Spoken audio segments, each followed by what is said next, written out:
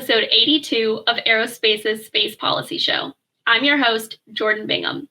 In today's episode, Bridging the Global Digital Divide, we are honored to host Doreen Bogdan-Martin of the International Telecommunications Union. Doreen is the director of ITU's development sector, with work spanning across the globe focused on closing the digital divide in developing countries. We will learn more about this work as she talks with Audrey Allison, Senior Policy Analyst at the Center for Space Policy and Strategy. Over to you, Audrey. Thank you, Jordan, and welcome, Doreen, to the Space Policy Show. Thank you, Audrey. It's terrific to be here. Well, I believe that most members of our space policy community have definitely heard of the International Telecommunication Union, which of course we refer to as the ITU.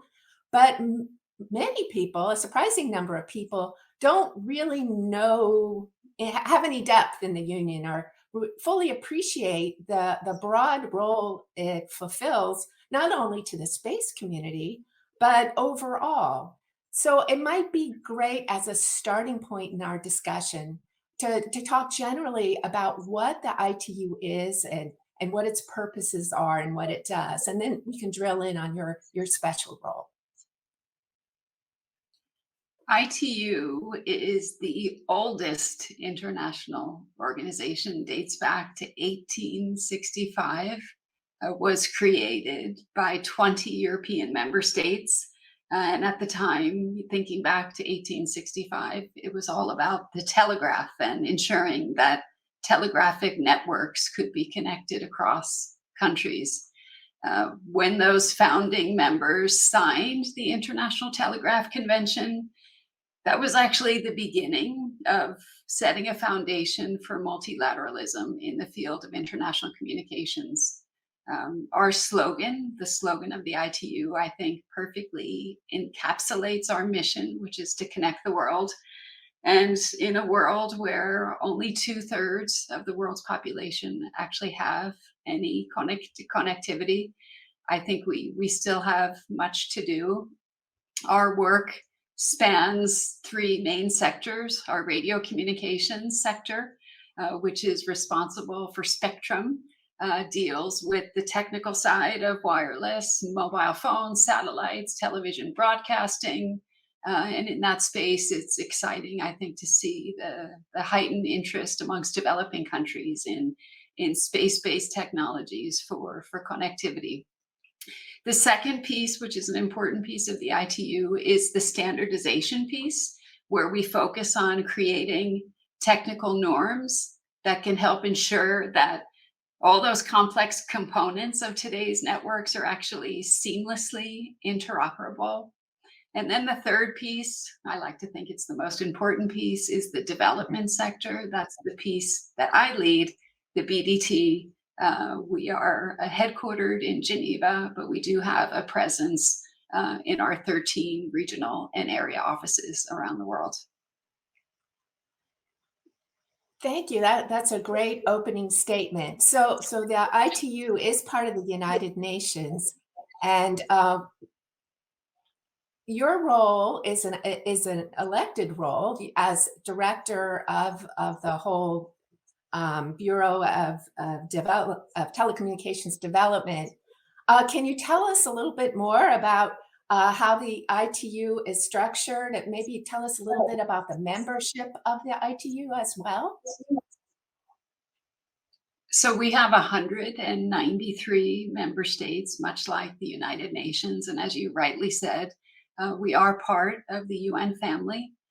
We're a specialized agency of the UN. We're the only UN agency that actually has a specific focus on information and communication technologies. And I think actually we're one of the most important UN agencies as COVID has really put the focus on what it means to be connected. We have, unlike the rest of the UN system, we actually have private sector members. We have more than 800 companies that belong to the ITU. We also have academic members. We have more than 150 academic institutions that belong to the union. We also have SMEs as well that have recently joined as a special group. So SME, the meaning the small and medium enterprises, I believe? That's correct. Yes, so I would just add that a number of the major and regional space operators, including satellite operators, are members, sector members of the ITU. And one of the reasons it's so successful is their ability to participate and provide proposals about the technologies they're developing and the services they're developing. So they play an important part of the ITU.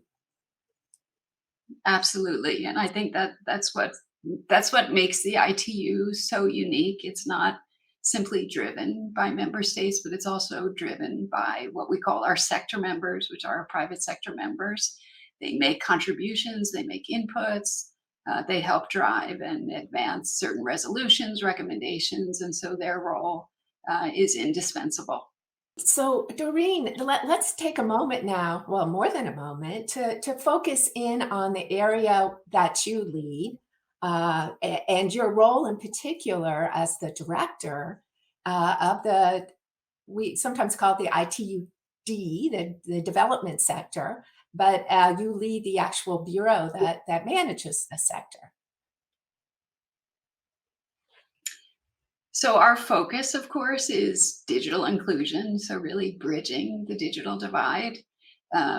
We do that through different areas. So perhaps first, I would start with our role in working with governments, with ministries, with regulators to help countries set up enabling regulatory and policy frameworks that can help stimulate investment and, of course, establish level playing fields for competition.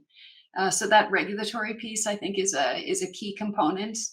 We also have quite a lot of work on digital skills. So we tried to think, of course, about connectivity as a main focus, but we've also ramped up our programs in capacity development to ensure those that get access have the necessary digital literacy to be able to make the best use of that connectivity. We have some exciting work on last mile connectivity. Of course, with 2.9 billion people not connected, some of those people live in what we call the hardest to connect, the furthest out, the last mile or the last kilometer. So we've done quite a lot of work, and in particular with the satellite industry, working on different connectivity solutions for last mile. So that's quite exciting. Of course, we work to close the digital gender gap, something I care a lot about. I know you do too. So we promote gender inclusivity in all of our work and really try to help governments forge policies that can bring more access to women and ultimately to bring more women into the tech sector. I think that's also critical. We also help countries in the space of cybersecurity, so setting up national cybersecurity strategies, putting in place certs, helping them do cyber drills, so on the capacity side as well. We also work to help countries with their digital ecosystems to stimulate innovative climates.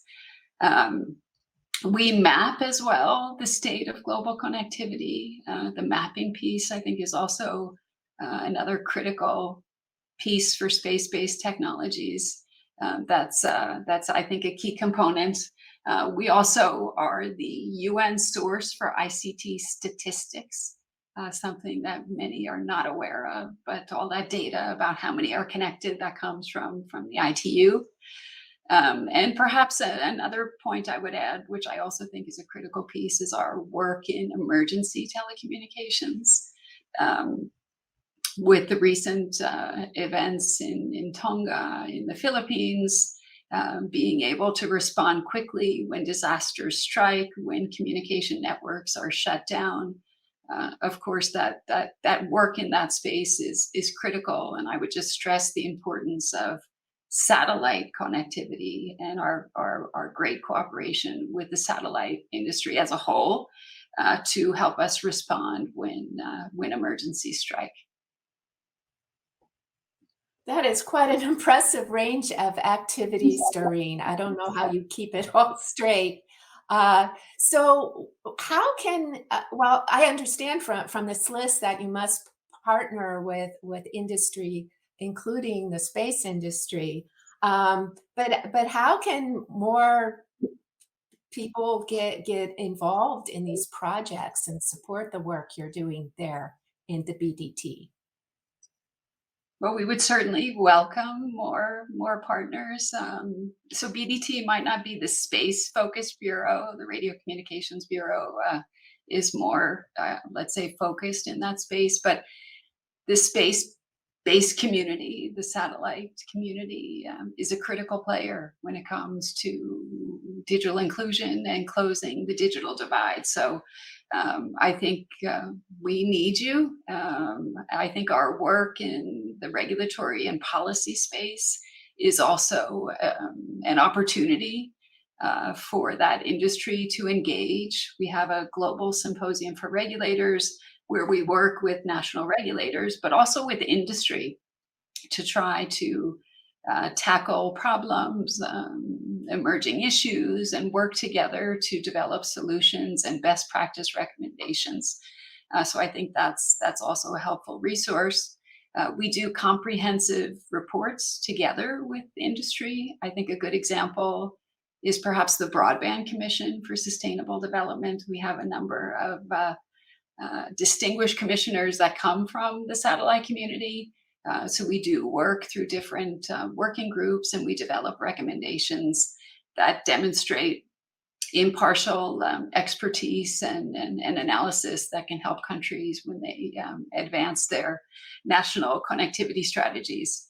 I would perhaps refer again to the last mile connectivity guide, because that was a critical piece when we were looking at different technological options for that last mile, where we worked very closely with industry, in particular with the satellite industry, to make sure that we were coming up with the right models and the right recommendations that not only countries, but local communities could take on board to help put in place reliable, resilient connectivity.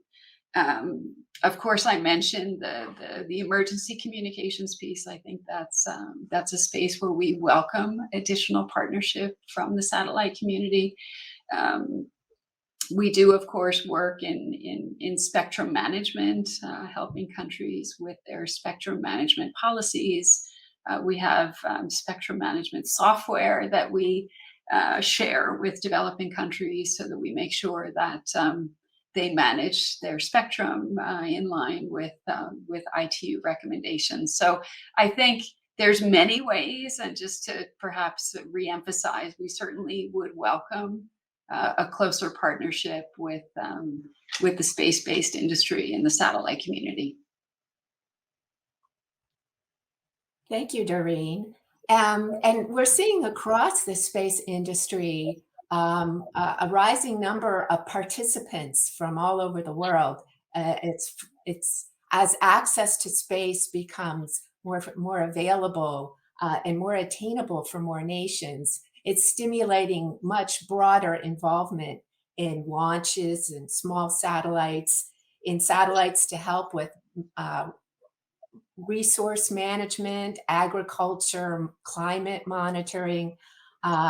So the ITU can fulfill an important role helping bring some of the new space actors into understanding the technologies that are available, working with ITU staff to understand the spectrum and coordination aspects. So it's really exciting to have all this infrastructure available to support this in your regional offices and beyond that. It's a very exciting time. Have you been seeing any of this yet from where you sit? I think you're right. It's an exciting time. We're seeing lots of new innovations.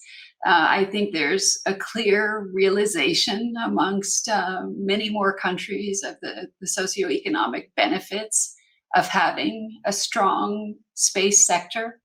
And of course, making that link in terms of the space sector with sectors like agriculture, like finance, education, transport, and understanding how investments in a strong space sector can actually make substantial returns and contributions across numerous sectors in a country. I mean, you mentioned, of course, the whole fleet of LEO systems and CubeSats, and it is sort of the sky's the limit. And I guess my specific focus as Director of Development is to look at ways that those new systems can actually help us in our mission to connect the unconnected. And Doreen, I believe that one of the areas that of focus that I've seen really excites you is not only gender, but also youth. What can you tell us about some of the engagements the ITU has been doing in that area? Well, young people are our future, and I think that we need to be investing in youth. The ITU has not perhaps paid as much attention as it should have in the past to engaging with young audiences, and I'm quite excited and very pleased to say we've made some progress. We came up internally with a youth strategy, and perhaps more importantly, we launched an initiative called Generation Connect. Each region has a youth group, a Generation Connect youth group. We had hundreds and thousands of young people step forward to say they wanted to be involved. And for us, it's not just about having young people come to a meeting. I think that's something of the past. Young people want to have a voice, they want to engage, and they want to feel empowered.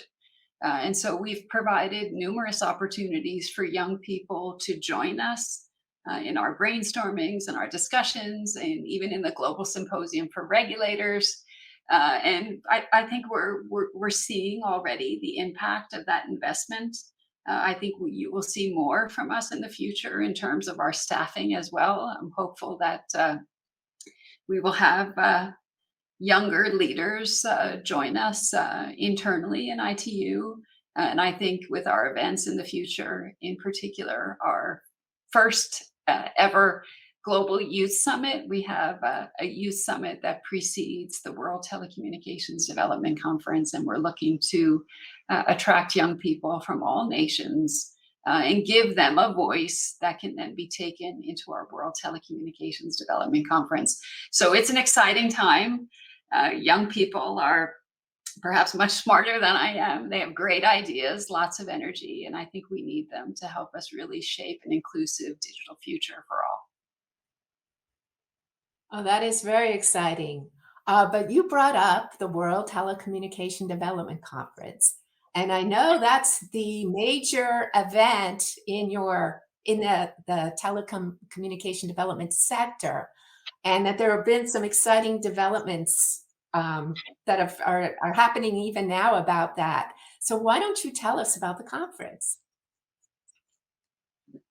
So we'll kick off on the 6th of June, and we're really excited about it. I would say from the very beginning of the planning process that kicked off in 2019, our members, the private sector and member states and civil society were united that they didn't want a conference that just ended with lots of words and lots of resolutions and no concrete action. And so we committed together to making this very concrete, action focused, so that when the conference ends, we can hit the ground running. We have added some new features to the conference. We set up, inspired by our colleagues and friends in the Radio Communications Bureau, we set up a network of women, which is thriving, which is super exciting. So to bring more women into development work in general, into the preparatory process of the World Telecom Development Conference. In the conference itself, we're aiming to have 50-50 in terms of participation. We want delegations to bring 50% at least women. We don't want them to just be there. We want them to engage, take the microphone, lead. We want them to step up, volunteer to chair conference positions, to lead as chairs of our study groups. And we're quite excited to support that network and looking forward to good things from that network, even beyond WTDC. We also have the youth piece. So not only will we have this summit in the days prior to the WTDC, we'll also have youth engagement throughout the conference, which will make it very exciting. And then the last piece, and this comes back to my point about being concrete and action focused, we've created something called Partner to Connect. It's a digital coalition. It sort of replaces ministerial statements.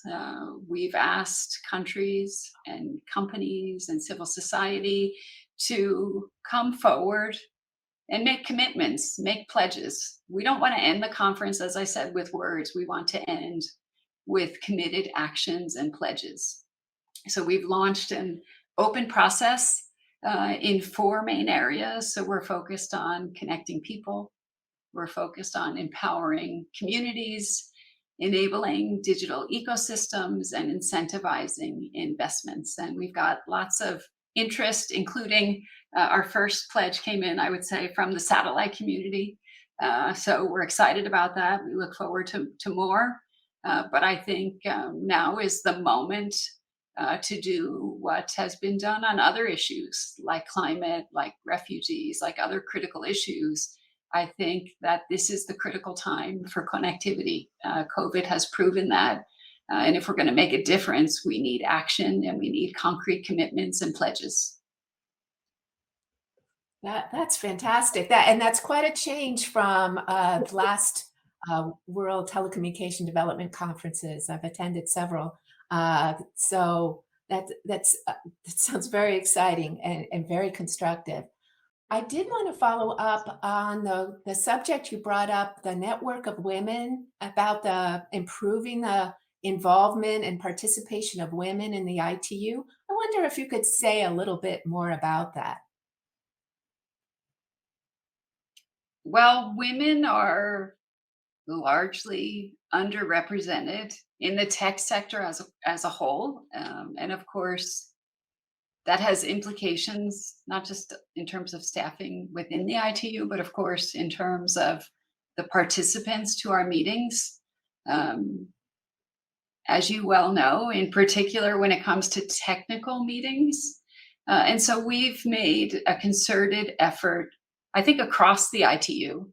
I referred before to the network of women that was started in the Radio Communications Bureau that inspired us to then do the same in the Development Bureau.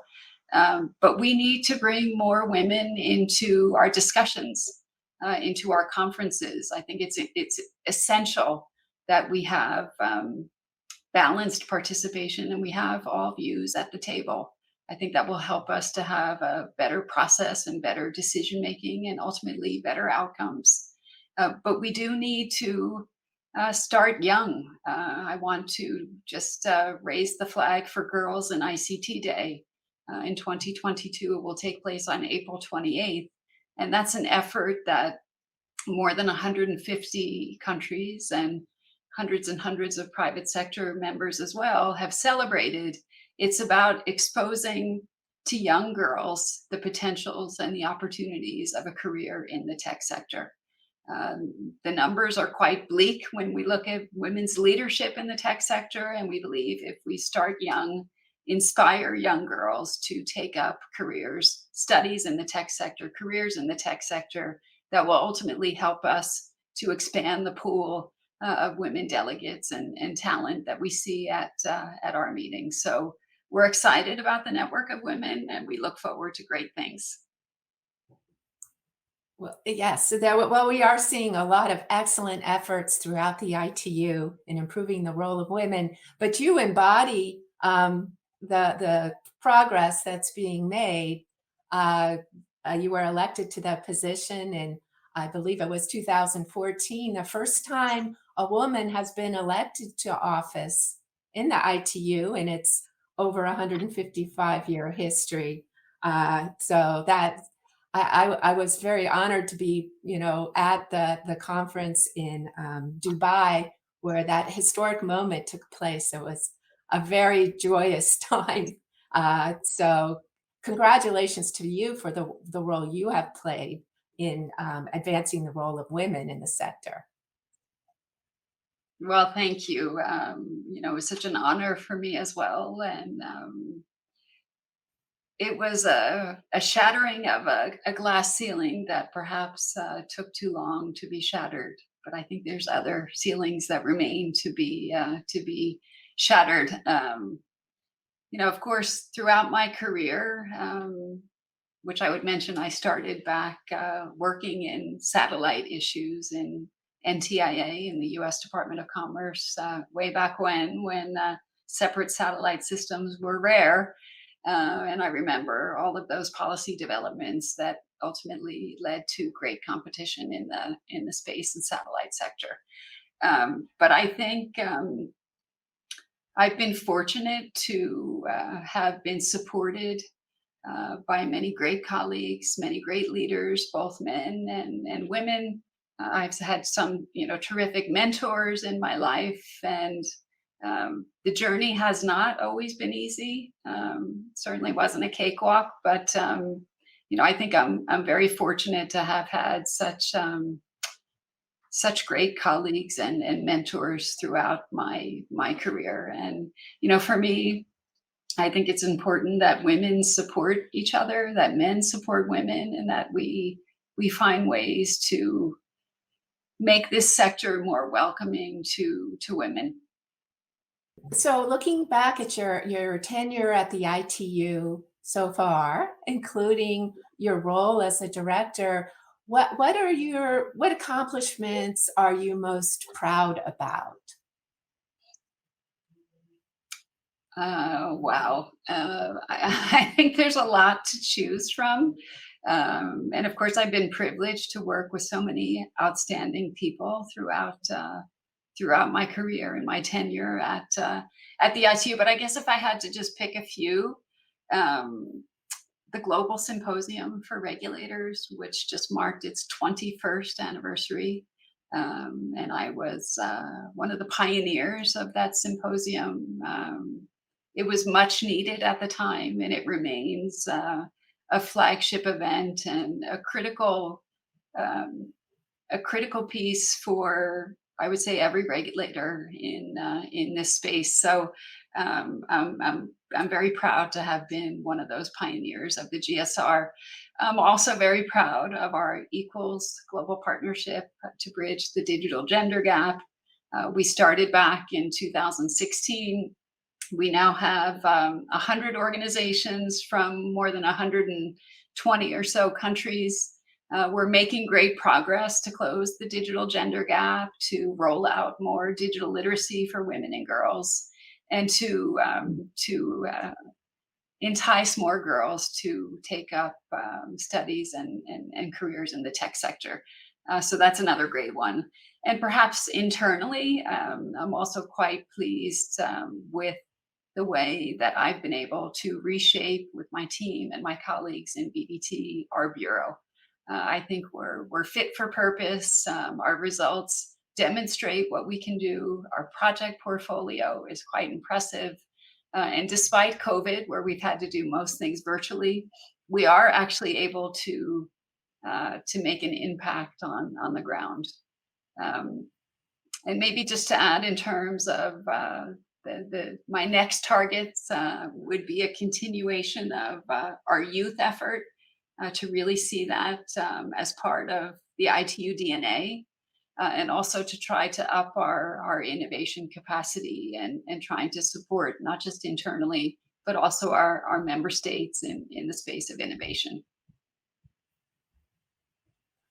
Well, I'm exhausted just listening to all this work you're achieving there at the ITU and out through your member states.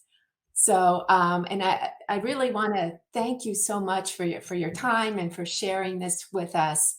We're all really better to have learned about these great activities that are going on. And we wish you great luck with your conference coming up in June. And did you have any last thoughts you wanted to share before we say goodbye? Well, thank you, Audrey. It's been a great pleasure. Thank you for having me. And again, I welcome your listeners and other potential partners out there to come and join us. I think it's only by working together that we can actually make a difference in bridging the digital divide and in forging an inclusive digital society for all. Thanks so much. Thank you. Thank you, everyone, for listening. And back to you, Jordan. Thank you, Audrey and Doreen. I love knowing that this work is being done to increase the power of digital access, especially to our youth and women. Our executive producer is Colleen Stover, and our technical director is James Liggins. You can find more of our shows at csps.aerospace.org or check us out on Twitter using #TheSpacePolicyShow. We look forward to having you tune into our next episode.